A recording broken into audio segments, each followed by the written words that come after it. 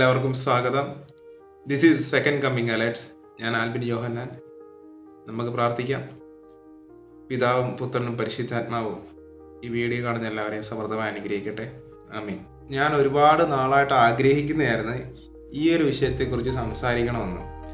ഈ ചാനൽ തുടങ്ങുന്നതിന് മുമ്പായിട്ട് ഞാനിങ്ങനെ ചിന്തിച്ചിട്ടുണ്ടായിരുന്നു. പല അനുഭവങ്ങളിൽ നിന്നും പലരുടെയും ജീവിത അനുഭവങ്ങൾ നമ്മൾ കാണുന്നത്, നമ്മൾ കണ്ടിട്ടുള്ളത് ഒക്കെ മനസ്സിലാക്കിയതിന് ശേഷമാണ്, പലരും ചെയ്യുന്ന തെറ്റുകൾ മനസ്സിലാക്കിയതിന് ശേഷമാണ് ഈ ഒരു വീഡിയോ ചെയ്യുന്നത്. എല്ലാ മനുഷ്യരുടെയും ഒരു ജീവിതകാലത്ത് വളരെ വലിയൊരു ആഗ്രഹമാണ്, അല്ലെങ്കിൽ സ്വപ്നമാണ് ഒരു ഭവനം അല്ലെങ്കിൽ ഒരു വസ്തു മേടിക്കുക എന്നുള്ളത്.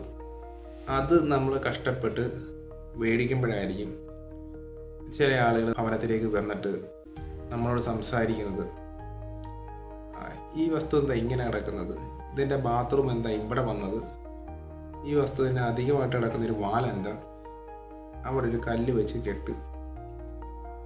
പലതും ചെയ്യുന്നതാണ്. ചിലർ ജ്യോത്സ്യന്മാരെ കൊണ്ടുവരും. കർത്താവിനെ വിശ്വസിക്കുമായിരിക്കും, പക്ഷേ ഞങ്ങൾ ജ്യോത്സ്യന്മാർ പറയുന്നതേ കേൾക്കും, ഞങ്ങളല്ലെങ്കിൽ പൂജ ചെയ്യുന്ന ഒരാൾ പറഞ്ഞതേ കേൾക്കും. അങ്ങനെയൊക്കെ ചിന്തിക്കുന്ന ഒരുപാട് പേരുണ്ട്. ക്രിസ്ത്യാനികളായിട്ടുള്ളവർ തന്നെ ഒരുപാട് ഇങ്ങനെയുള്ള കുറേ തെറ്റുകൾ ചെയ്യുന്നുണ്ട്. ഈ അന്ധവിശ്വാസത്തിൻ്റെയൊക്കെ പുറകെ നമ്മൾ കത്തോലിക്കരായിട്ടുള്ള നമ്മൾ പോകേണ്ട കാര്യമുണ്ടോ?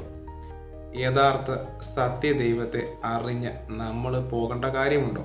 ഒരിക്കലും ഇല്ല. ഇതിൽ ദൈവവചനം എന്ത് പറയുന്നു എന്ന് നമുക്കൊന്ന് ശ്രദ്ധിക്കാം.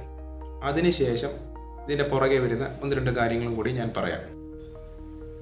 ദൈവവചനം നോക്കുകയാണെങ്കിൽ സങ്കീർത്തനങ്ങളുടെ പുസ്തകം 24-ാം അധ്യായം 1-ാം വാക്യത്തിൽ ദൈവം ഇപ്രകാരം പറയുന്നു: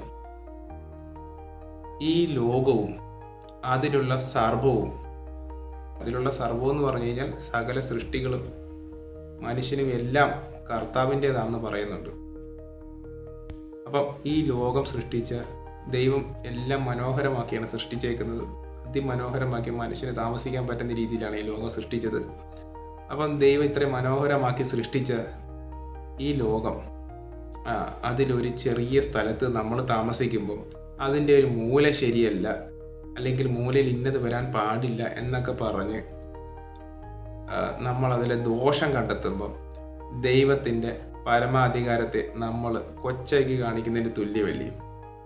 അല്ലെങ്കിൽ നമ്മൾ ദൈവത്തിൻ്റെ ആ അധികാരത്തെ നമ്മൾ ചോദ്യം ചെയ്യുകയല്ലേ? നമ്മൾ അതിനെ കളിയാക്കുകയല്ലേ ചെയ്യുന്നത്?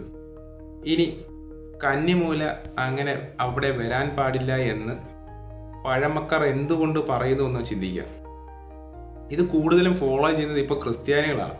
അതുകൊണ്ടാണ് ഞാനിത് പറയുന്നത്. ക്രിസ്ത്യാനികൾ ഇതൊന്നും തിരക്കേണ്ട കാര്യമില്ല. ഇനി പഴമക്കാർ എന്തുകൊണ്ടാണ് കന്നിമൂലയിൽ ബാത്റൂം അല്ലെങ്കിൽ അടുക്കളയൊന്നും വരാൻ പാടില്ലെന്ന് പറയുന്നതിൻ്റെ കാരണം എന്താണെന്നറിയോ? കന്നിമൂല എന്ന് പറഞ്ഞു കഴിഞ്ഞാൽ അവരുദ്ദേശിക്കുന്നത് ഒരു വസ്തുവിൻ്റെ തെക്ക് പടിഞ്ഞാറ് ഭാഗത്തെയാണ് കന്നിമൂല എന്ന് പറയുന്നത്. കേരളത്തിൻ്റെ ഭൂപ്രകൃതി അനുസരിച്ച് തെക്ക് പടിഞ്ഞാറ് എന്ന് പറയുന്നത് എന്താണ്? കടലാണ്. കടലിൽ നിന്നും സ്ഥിരമായിട്ട് കാറ്റ് എങ്ങോട്ടേക്കാണെന്നറിയോ? കരയിലേക്കാണ്. കടലിൽ നിന്ന് സ്ഥിരമായിട്ട് കരയിലേക്ക് കാറ്റടിക്കുമ്പോൾ തെക്ക് പടിഞ്ഞാറ് ബാത്റൂമോ അടുക്കളയോ എന്തെങ്കിലും ഉണ്ടെങ്കിൽ അതിൻ്റെ സ്മെല്ല് കാറ്റത്ത് വീട്ടിലേക്ക് എത്താൻ സാധ്യതയുണ്ട്. സ്ഥിരമായിട്ട് ബാഡ് സ്മെല്ല് വരും. ഇതുകൊണ്ടാണ് പഴമക്കാർ അവിടെ ബാത്റൂം വരാൻ പാടില്ല, അടുക്കള വരാൻ പാടില്ല എന്നൊക്കെ പറയുന്നത്. പണ്ടുള്ള ആളുകൾ ഈ ദോഷം എന്ന് പറയുന്നത് ആളുകൾ ചെയ്യാതിരിക്കാൻ വേണ്ടിയിട്ടാണ് ദോഷമെന്ന് പറയുന്നത്. അത് പിന്നെ അന്ധവിശ്വാസത്തിലേക്ക് മാറി ചിന്തിക്കുന്നതുകൊണ്ടാണ് ഈ കുഴപ്പം.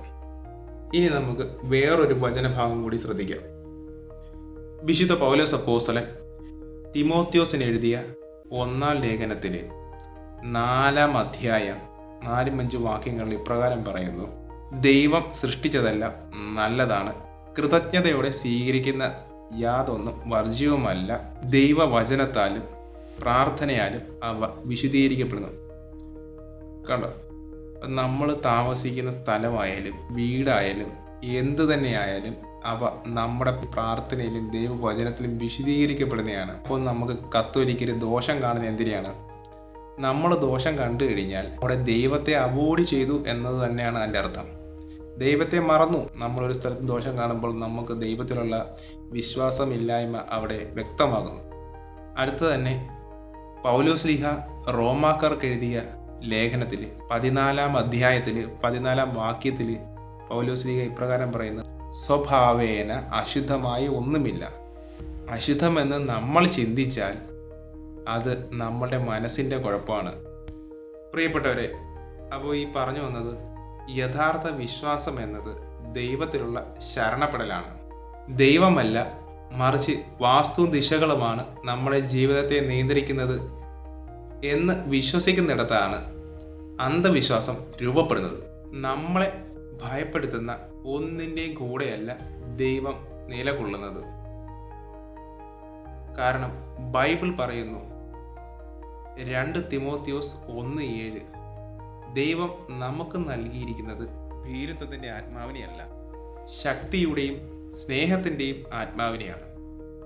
അതുകൊണ്ട് ഇത്തരം അന്ധവിശ്വാസങ്ങൾക്ക് അടിമപ്പെടുന്നതിന് മുമ്പ് ദൈവത്തിൽ വിശ്വസിക്കുക, വചനത്തെ മുറുക്കി പിടിക്കുക.